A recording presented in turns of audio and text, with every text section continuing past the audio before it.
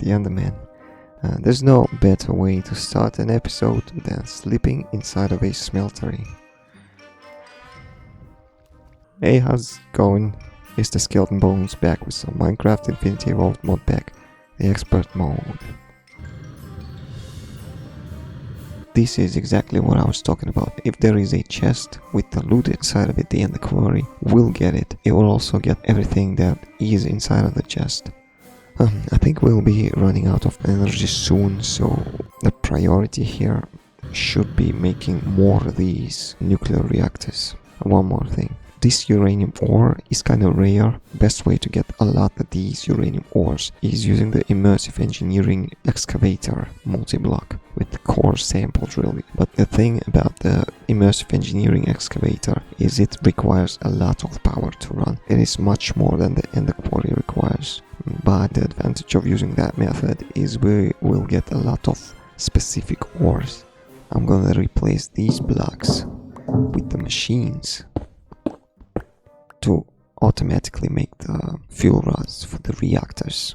A fluid solid canning machine and a couple of metal formers. This machine is gonna make iron plates. It's gonna eject the iron plates out of this one, and then the iron plates is gonna turn into fuel rods, and then this machine is gonna eject the fuel rods inside of this machine. And then this machine needs to have two inputs. One of them I just explained, and the other one is gonna be the enriched uranium fuel. And then it's gonna can the stuff, and we will need to find a way to supply the uranium fuel rods to these reactors. But we cannot just use a single uranium fuel rods in these reactors, because it's going to generate less power if we were to use single uranium fuel rods. That is why I'm going to convert the single uranium fuel rods into double uranium fuel rods. And you might ask, how would you do that if you don't even have the applied logistics or auto crafting setup? Well, the answer is the logistics pipes.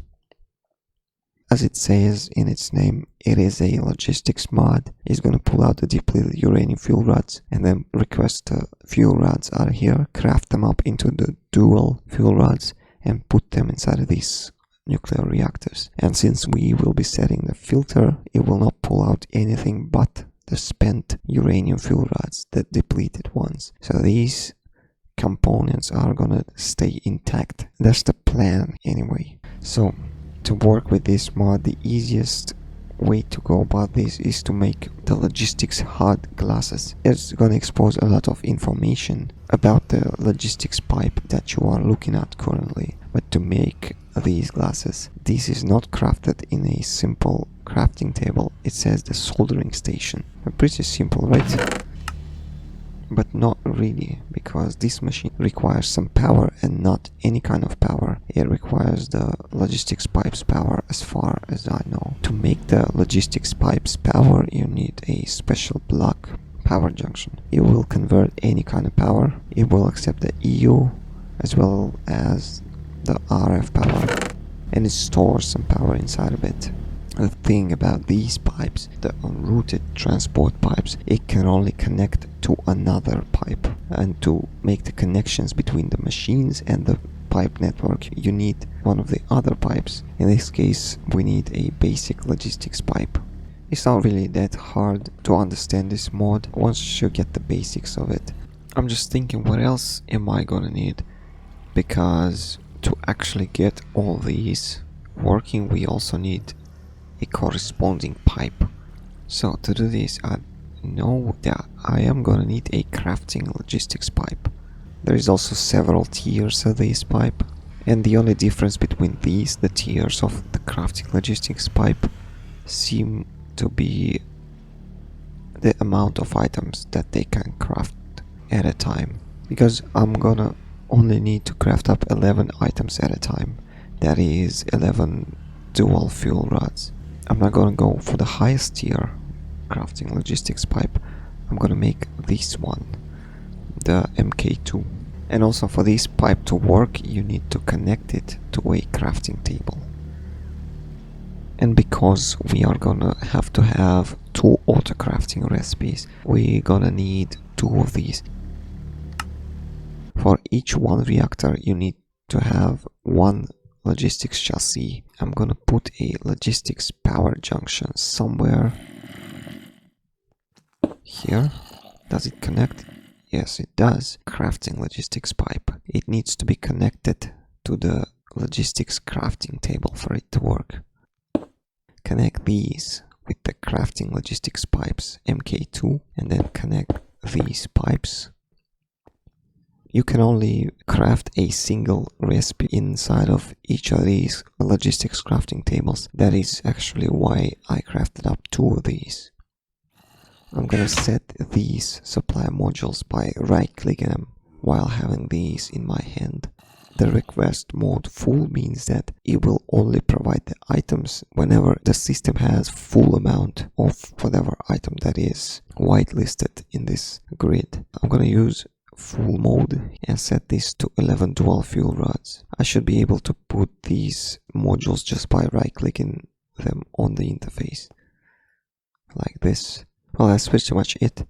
Since I do not have any depleted fuel rods, I cannot set these modules. I'm gonna wait until this reactor spends all of its fuel, and then I'm gonna set these module up and put it inside of the logistics pipe chassis.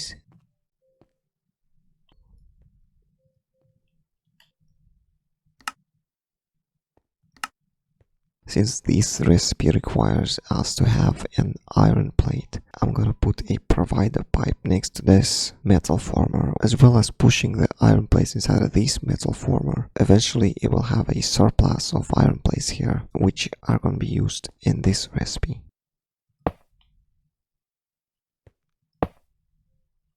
This setup is pretty simple.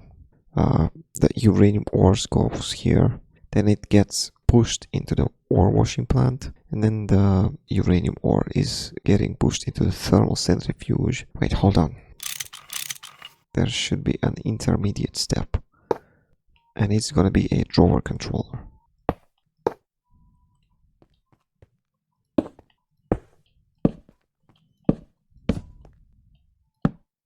This controller slave is gonna provide the items for the crafting, and then it's gonna be an item sink for all the uranium fuel rods. Yeah, I need to make this upgrade for this machine so that it constantly has heat in it. I do not know why is it not working. So the system has power, right? Yes, it does. Let's equip these glasses. Result. Oh yes, right, I forgot about it. Whenever you set the recipe inside of the logistics crafting table, you need to also open up the crafting logistics pipes or the module and then import a recipe out of this, so it should start immediately crafting up items, and it did. Well, the crisis averted, and then I'm gonna import this recipe out of this one. I'm gonna take 2 of these. Oh no. Do not do that. Do not try to handle the radioactive materials when you do not have a hazmat suit on. Fluid solid canning machine should provide a fuel rod, and that's pretty much it. I personally think that this setup is very neat.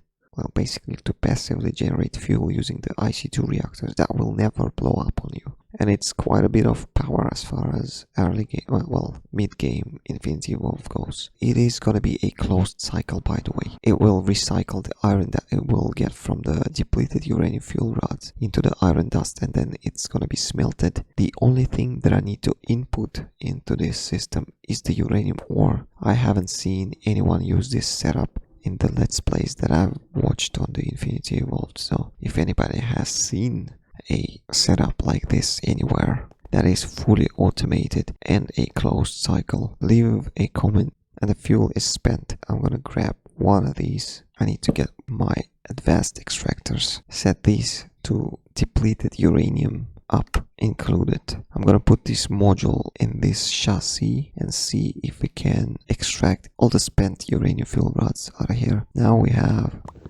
the depleted uranium rods being stored here, and as soon as this thermal centrifuge frees up its inventory, it's gonna pull out the uranium fuel rods out of here. So now this is reprocessing the stuff. This electric furnace will pull out the iron dust, get the ingots smelted and put it inside of this machine, and then the cycle continues until we get to the infinity. That's why this pack is called Infinity Evolved. I've been rewatching my streams and I've noticed that the tooltip is covered by the Twitch course. Now I have a tooltip beneath the minimap. It will be much clearer for the viewers to see what I am doing. So we do not have any uranium fuel. That is the problem. That is a problem, but it's not the problem. The problem is that the ender chests have clogged up. I am gonna put this shelf here and then put this filter here. Put a trash can here, and for a while I need to disable this transfer node so that it doesn't trash all of the items. I'm gonna have to put a filter in here. So let's start with some seeds, for example. Get this, get this. The next filter I'm gonna fill up with vanilla flowers. Just gotta be extra careful when putting the things inside of this trash can because it easily can trash anything and there is no way to recover your item once you put it inside of a trash can. One filter cannot obviously hold that many items. You can just nest filters inside of each other. Just make sure that this filter contains everything and then put this filter here and it should work on a whitelist basis. Let's open this up. So I've noticed that we've got one uranium ore here. It's not going to be enough to feed even one cycle of the reactor.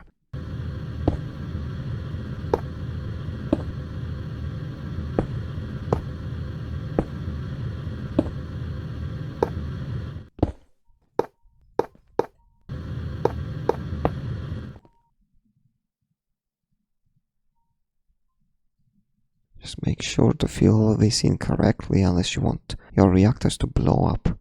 Instead of trying to make more reactors, I should probably make an excavator from the immersive engineering mod and find a uranium vein and start excavating the uranium out of that. So to see the veins that the immersive engineering excavator can mine up, you go to the heavy machinery excavator and there is going to be this hyperlink that says minerals. You click on that and it opens up the mineral deposits awesome chapter. The uranium vein is gonna give you 64% chance to get the uranium ore and 35% to get the lead ore.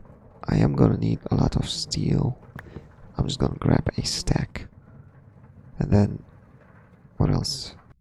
Because we have everything working autonomously, I don't really have to babysit the things that are in my base, specifically the nuclear reactors. So I am free to go around this dimension looking for the uranium chunk, uranium vein. You do it like this. Basically you get a power source, put down a core sample drill, get the power to it, set it to RF out. It will take a while. You can see on the bottom left part of the screen the progress.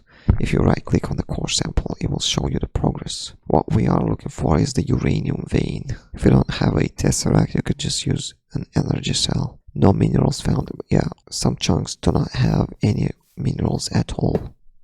I just need to spend a little bit of time doing this because it's totally worth it. 2 hours later. And we'll generate 8 RF each tick, which is more than the survivalist generator. Alright, let's start building our excavator and get the excavator running. Hopefully this structure, yeah, well, now everything seems to be correct. So to start this machine you need to provide it with power from this side using these connectors, but also you need to provide it with the redstone signal. As soon as I provide the redstone signal, oh yeah, right, you need to provide the redstone signal for it to stop working. It started to get some ore. We even can see some uranium going in, the green stuff. We're definitely getting the uranium ore. Currently it is about 100% obviously because we just started mining it, but it will not last you indefinitely. Sooner or later it will run out of resources. Now the only thing left for us to do is to chunk load this chunk, and we can leave this excavator running. Now the excavator is definitely draining the power. You can see that we, even though not really fast, but we are draining power, I think. Unless we are actually gaining the power, but really slowly. I don't know. It seems like we stay at about the same amount of energy, so we break even. I'm just gonna stay here for a while, do the trading. I think this would be the last trade that this villager has. I'm gonna set this server to extract one item on a whitelist on the redstone high. Ignore NBT, ignore everything basically, and it should start. Weird. The redstone pulse length is not enough for this servo to activate. That is probably the problem here. Like this.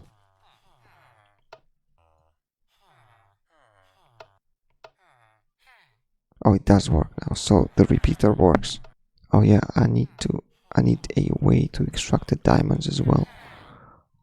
No, not the diamonds. I need to extract the emeralds, but I need to leave a stack inside of this machine, at least to buy the pickaxes.